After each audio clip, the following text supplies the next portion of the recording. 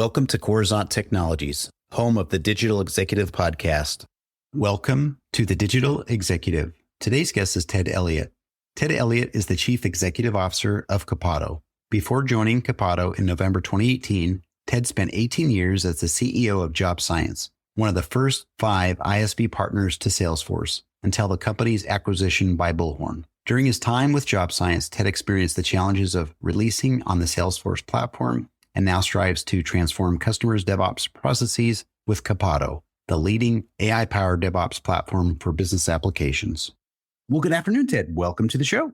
Thanks. Appreciate you jumping on, Ted. This is awesome. Get to talk to someone out of New Orleans, Louisiana today. Same time zone, but I do a podcast somewhere in the world just about every single day, and this is really, really exciting. So, Ted, I want to jump right into your first question. If you don't mind, talk about your experiences as the CEO of Job Science. Gives you unique insight into the Salesforce ecosystem. How did that experience shape your approach when you joined Copado? What challenges did you encounter transitioning from Job Science to Copado?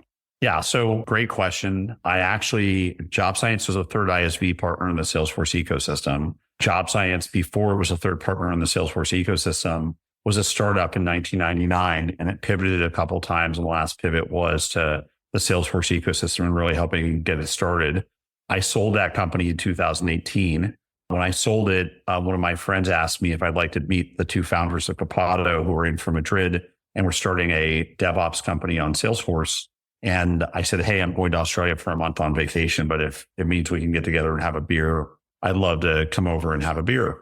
So met the 2 guys, and really a lot of the experiences we had at Job Science that were around building software for the first time on Salesforce led me to really appreciating the value proposition of Copado, which was making it so that things didn't break. You could do successful releases, you could manage development environments. And those were a lot of challenges we had in the early days of the Salesforce ecosystem. And so I started off actually as an investor in Copado.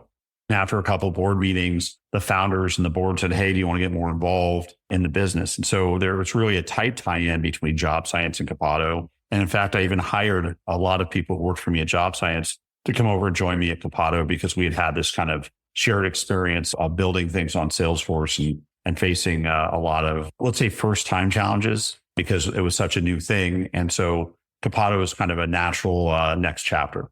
Thank you. And I love the story. Again, it's all about people and networking, right? You know people in the business, you get together, you talk about some things, and you find out that there's some synergies or some mutual visions that you share. So I think that's awesome. And obviously, you've brought a lot of experience to Copado. So I appreciate the share. And Ted, Copado is described as an AI-powered DevOps platform for business applications.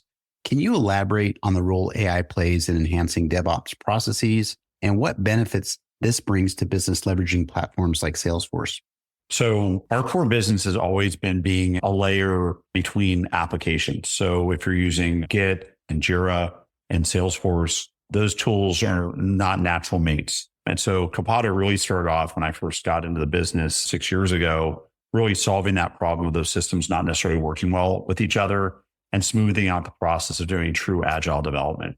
About 2 years ago, we decided that we thought that AI was going to be a big deal. And we actually launched an initiative internally called AI First. And that initiative was about, we're not going to sell anything to our customers that we don't use ourselves first. And we're going to try and figure out every possible way we can leverage AI.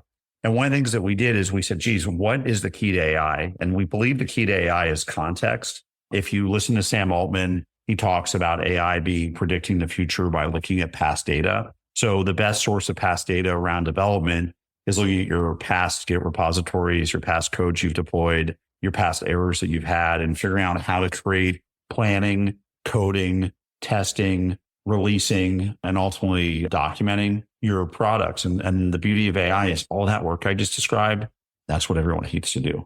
Like, no one likes to come up with a plan. No one likes to go into detail about their solution architecture.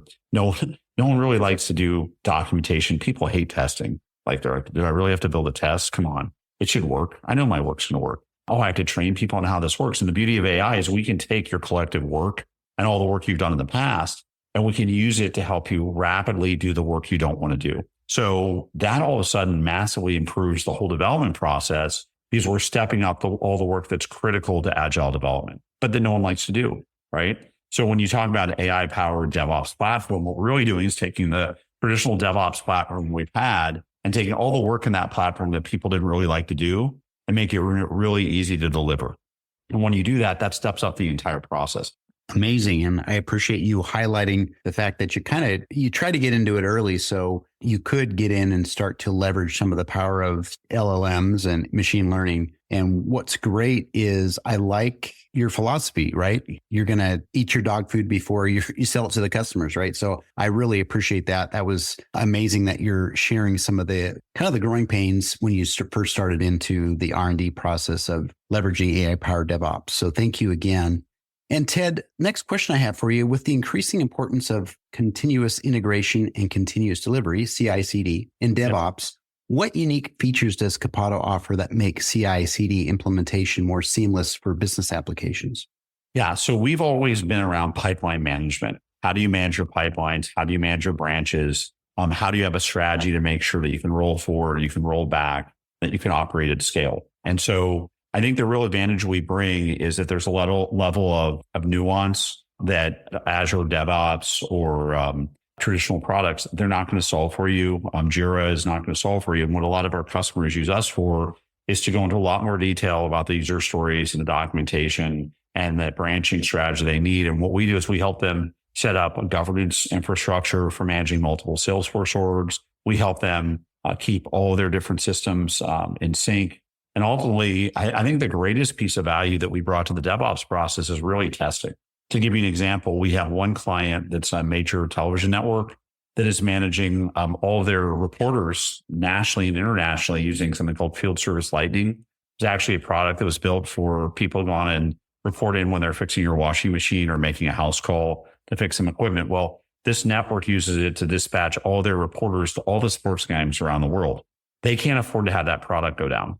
So they actually use quality gates like testing, a robotic testing solution within their CI/CD framework to make sure that anytime they make a change, they're running thousands of minutes of tests to make sure that nothing is breaking. And I think that sort of combination of having a very solid agile framework with a great branching strategy that then ties to a testing methodology really allows people to move a lot faster, because when you're not breaking stuff and you don't have to go back and fix it again, you're able to move a lot faster. I think my favorite quote from a customer was that they had tracked the number of divorces that were going on in their team, a very large software and hardware company in Silicon Valley. They were literally having so many people were so frustrated with their jobs before Copado that they were tracking divorces. And he said his proudest accomplishment using our system was that people were able to go home for dinner and they were seeing the divorce rate go down on their teams. And I thought that was really cool, because we don't usually say DevOps and divorces, right? Those aren't usually common thoughts that you have on the top of your head, but really giving people a solid agile development process, an application lifecycle management process that allows them to document their work without doing a ton of work to do that, lets them follow a process that they can stick to. That really leads to predictability and leads to quality. And once you have quality deliveries that are going out on a predictable basis, it leads to a much happier workforce, but a much happier set of users. So I think that's the core value proposition that we're consistently delivering to over 1,700 companies that are the largest customers of Salesforce. Thank you. I really appreciate that. And early on in this, your response to this question was about the focus you put, the effort you put into quality assurance and QA. I think that was important, but I love the examples you shared, Ted, really do. I know this helps your customers tremendously, even if it is divorce rates, right? So, yeah. So Ted, DevOps is continually evolving, especially with the rise of automation and AI. Where do you see the future of DevOps heading, and how is Copado positioning itself to remain at the forefront of this transformation? So first off, we talk about the White Walkers. I don't know if you're a Game of Thrones fan, but we believe that AI is the White Walkers for all technology as we know it. Everything we do today, you're going to be able to reduce a massive number of steps. And it creates a lot of challenges actually for software vendors. First off, you're going to be more efficient. You're going to need less users, and you're going to probably use the software more than you've ever used it before. So how as vendors do we deal with that? And I think what we're doing is saying we need to be on the cutting edge of this technology and almost make our existing technology obsolete with our new technology, right? We've been committed to this concept of a new way of work because we really do believe that we can make people even more efficient and that there's no reason they have to click around in their applications as much. There's no reason they need to do a lot of the manual work that's required to complete DevOps today. And so what I think you're going to see from us, especially around automation and AI, is how many steps can we remove from every process while at the same time having step level improvements in documentation, step level improvements in development days to, just give you an idea, Brian, we have reduced the number of days it takes for us to build a new feature from 42 days to 21 days using AI to help us automate our development process. At the same time, we've reduced the number of dollars we have to spend to solve a support case by half, and we've seen our NPS score go up by 20 points. So that is what happens when you all of a sudden use AI to completely change the way you're delivering business. And we're just getting started. So what that tells me is that in the very near future, everything we know about how we build software, we deploy software, we use software, we operate is about to change. And so you can either say, oh, well, let's wait and see how it goes, or you can say, let's be leaders in that field and let's drive the change ourselves. And I think that's kind of what we've decided is essential for Copado, is how you drive it. One last example I'll give you of this is that Salesforce has released a new initiative called Agentforce. I don't know if you're familiar with it, but it's Salesforce using AI. And we said, okay, well, what's the future of Copado if Salesforce as a CRM is changing to more of an automation framework where you're talking to bots? Is there a place for doing development? And what we determined is there absolutely is. And I literally took all the videos and audio files I could find online of every discussion of Agentforce, all the documentation we could find. I was on a plane flying from London to Newark. I uploaded all those files into our AI. And by the time I landed, we had Copado's DevOps tool building code for Agentforce, relying on that information that you could deploy. So that is just a fundamental change. Projects that took 16 weeks, 18 weeks to deliver, you're going to start delivering them in 3 or 4 hours, at least a first cut, right?